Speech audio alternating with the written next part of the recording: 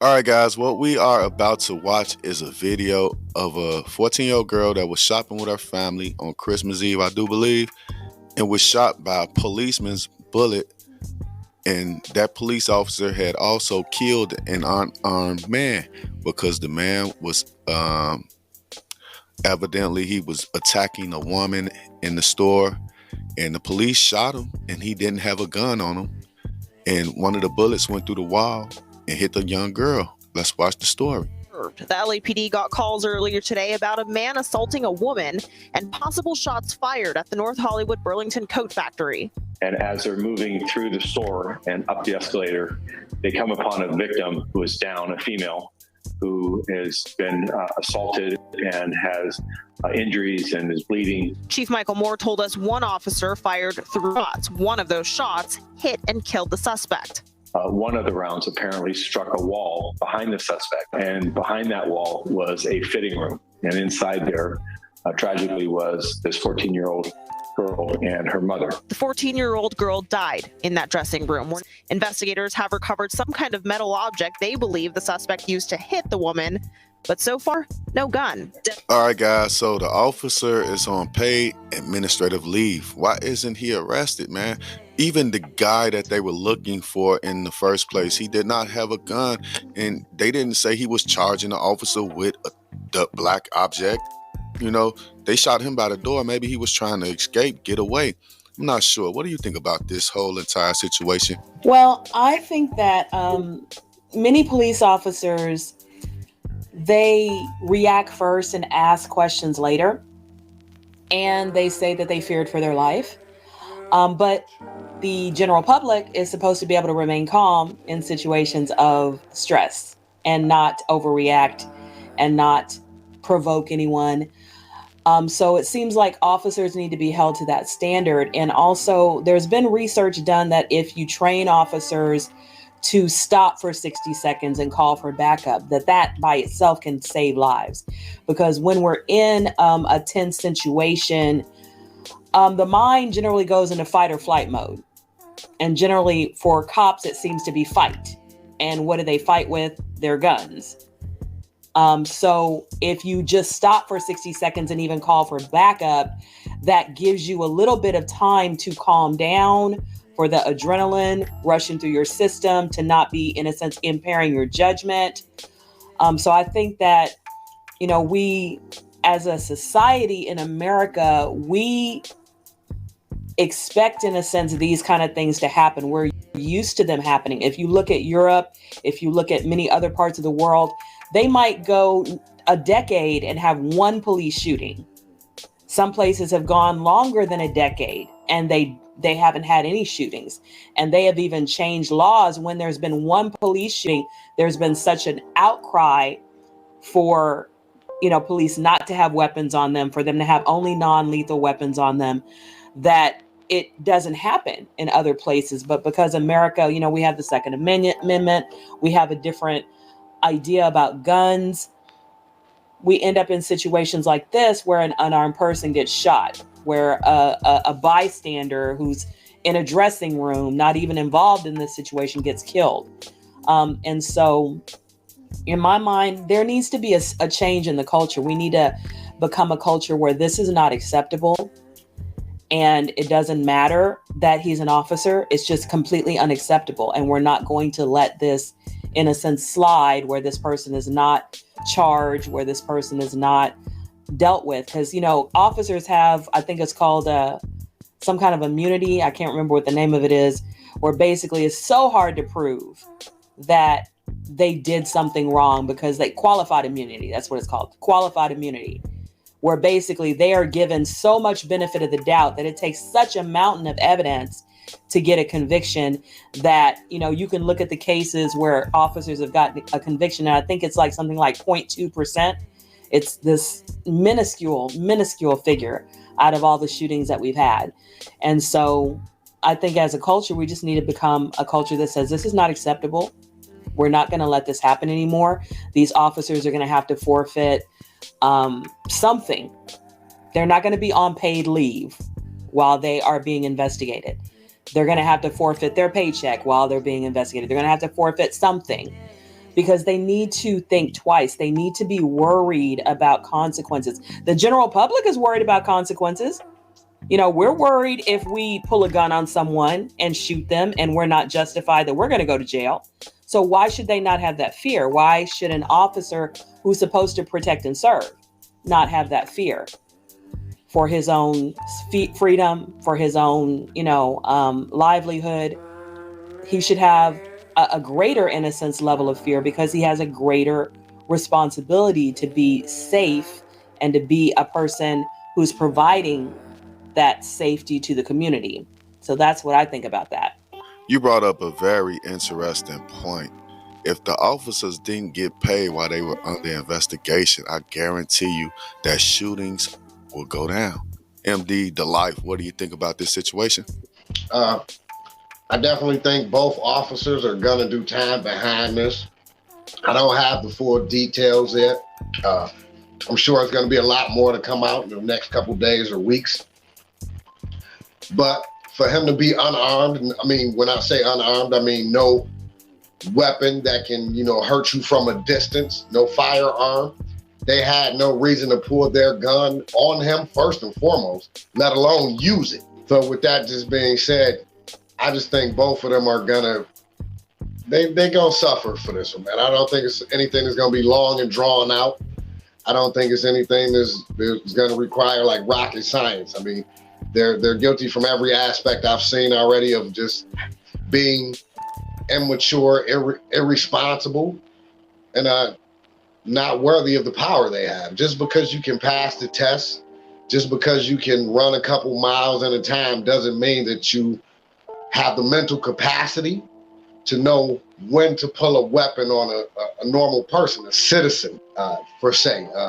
Police should be trained way more mentally before they're given firearms and guns, mentally assessed in my thought process before they put them on the street. It's kind of like they're recruiting for the Army. They can just let anybody join up, become a cop, give them a gun and a badge, and throw them in the field. You're asking for these problems continuously over and over. So. All right.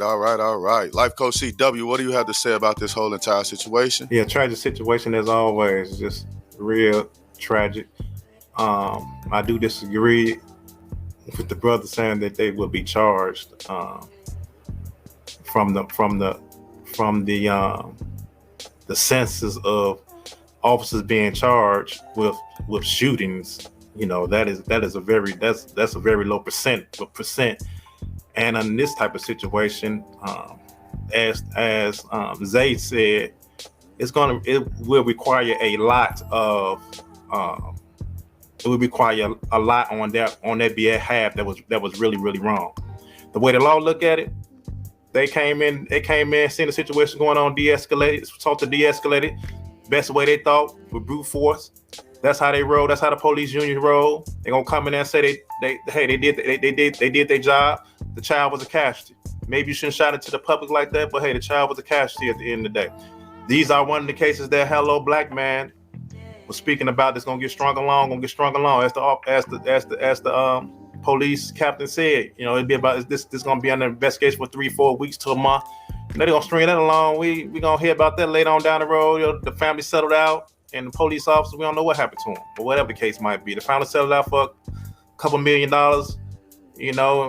They paid for the child life, and they kept it moving. That's pretty much what's gonna happen. The casualty, the guy that got killed, hey, they figured he was wrong. He was assaulting a woman, and hey, they did their job there. The facts are that this is a black community. This is a black community that they were in once again. And as always, there is war on the black community. There is war when it comes to police entering the black community. There's war. They're not coming in to de-escalate. They're not coming in to talk. They're not coming in for peaceful resolve. They're not trained like that. They will never be trained like that to come into our communities to treat us fair or enact justice, to do the right thing. They are not trained like that, especially in this day and time.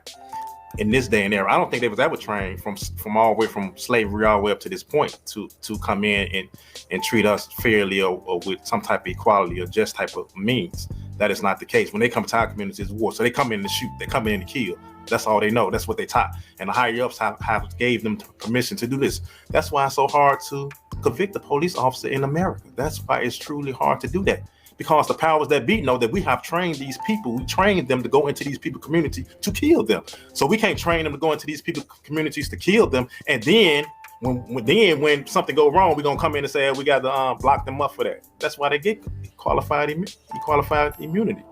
You know, it had to be a rare situation, very rare situation. We have had a few, but we have had more losses than we have had win when it comes to police officers using excessive force and outright killing the black man and woman here in America. Okay, my brother, thank you for that. Mr. Therapist, what do you have to say about this situation? Well, I concur with everybody.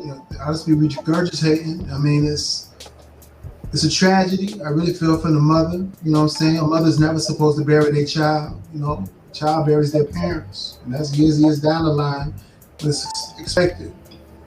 It saddens my heart that this occurred. Though not surprised, this cop will probably get a slap on the wrist unless he has like a track record of such tragedies, and it's going to be what it be.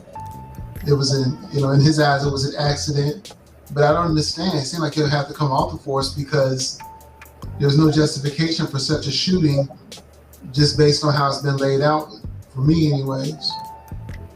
I pray that, justice is served. I pray that something happens, but what's going to happen? We've seen numerous murders. We've seen numerous shootings by cops on people, and nothing's really changed.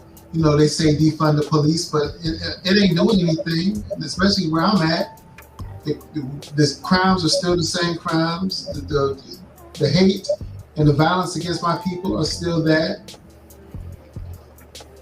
The whole point of the police department was when they first developed police officers, it wasn't for, law enforcement or anything. It was to catch the master's slaves and bring them back to him.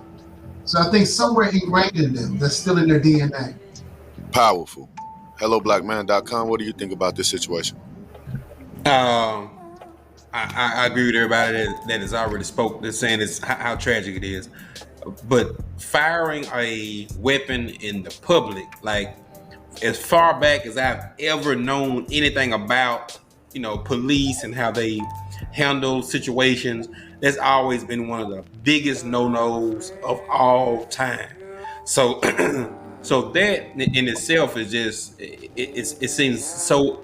I will say uncharacteristic, but it seems like they crossed the line by even firing a weapon in a public place, especially if they hadn't been fired first. If the person that they're after hadn't shot like made a real bullet come toward them, then them shooting a gun was excessive in them circumstances.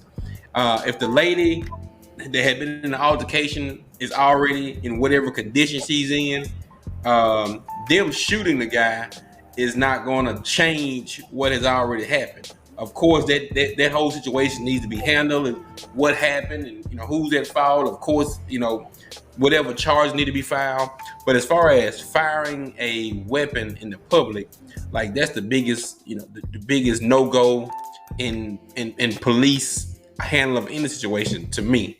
So that's where I think it went wrong at. But again, like the life coach says, you'll see it today. It'll be a hot topic. It'll make the news maybe once or twice again, and then you'll have to search for it. You will literally have to search for mall shooting, Burlington code. You will have to go find an article, some obscure article in another month to see what happens to these people. And with that being said, that brings us to our next video.